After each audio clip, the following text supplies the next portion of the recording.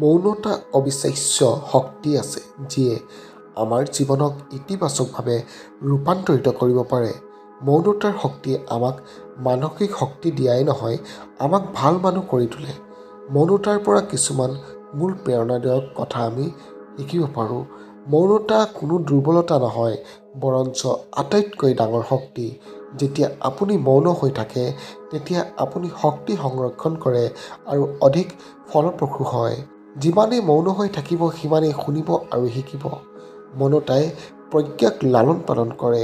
মৌন হৈ থাকিলে আপুনি আপোনাৰ আত্মাৰ গভীৰতালৈ ডুব যাব পাৰে আৰু শক্তি আৰু শান্তি অনুভৱ কৰিব পাৰে।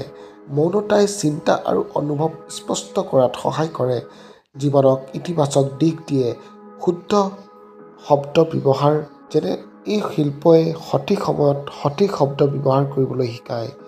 কোলাহলে কি কৰিব নোৱাৰে, সেই কথা নীৰৱতাই আমাক শিকায়। বন্ধুসকল, যদি ভিডিঅ'টো ভাল পালে লাইক, শ্বেয়াৰ এণ্ড ছাবস্ক্ৰাইব কৰি মোক লগতে মোৰ চেনেলটো আগবাঢ়ি যোৱাত যেন সহায় কৰে। ধন্যবাদ।